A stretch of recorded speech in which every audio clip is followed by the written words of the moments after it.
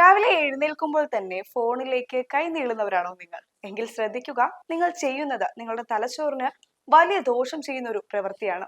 നമ്മൾ ഉറക്കമുണരുമ്പോൾ നമ്മുടെ തലച്ചോറ് നേരിട്ടുള്ള ഉറക്കത്തിനും ഉണർവിനും ഇടയിലുള്ള സ്ലീപ്പ് എനർജിയ എന്ന വിളിക്കുന്ന അവസ്ഥയിലാണ് ഉണ്ടാവുക.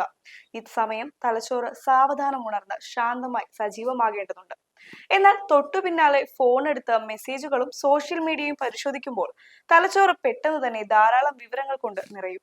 ഈ പ്രക്രിയ ദിവസവും ആവർത്തിക്കുകയാണെങ്കിൽ ക്രമേണ ശരീരം എപ്പോഴും നേരിയ സമ്മർദ്ദത്തിലാകാൻ തുടങ്ങുന്നു. അമിതമായി ഫോൺ ഉപയോഗിക്കുന്നത് മാനസികാരോഗ്യത്തെ മാത്രമല്ല, മൊത്തത്തിലുള്ള ഉറക്ക രീതികളെയും ബാധിക്കും. രാവിലെയുള്ള ഫോൺ സ്ക്രീനിൽ നിന്നുള്ള വെളിച്ചം ശരീരത്തിന്റെ സ്വാഭാവിക ഘടികാരത്തെ തടസ്സപ്പെടുത്തുന്നതിനാൽ രാത്രിയിൽ ശരിയായ ഉറക്കം ലഭിക്കാൻ ഇത് തടസ്സമാകുന്നു. ഉറക്കക്കുറവ് ദിവസം മുഴുവൻ നിങ്ങളുടെ ഊർജത്തെയും ഓർമ്മശക്തിയെയും മൊത്തത്തിലുള്ള പ്രകടനത്തെയും ബാധിക്കുന്നു.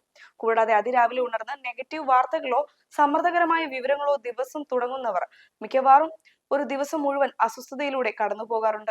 ഇത് ഒഴിവാക്കാൻ ഏറ്റവും എളുപ്പമുള്ള മാർഗം കിടക്കുമ്പോൾ തന്നെ ഫോണ് കിടപ്പുമുറിക്ക് പുറത്തോ അല്ലെങ്കിൽ കൈ എത്താതെയോ വയ്ക്കുക എന്നതാണ്. രാവിലെ ഉണരാൻ നേരം അലാറം വേണമെങ്കിൽ അതിനായി ഒരു ക്ലോക്ക് ഉപയോഗിക്കാവുന്നതാണ്.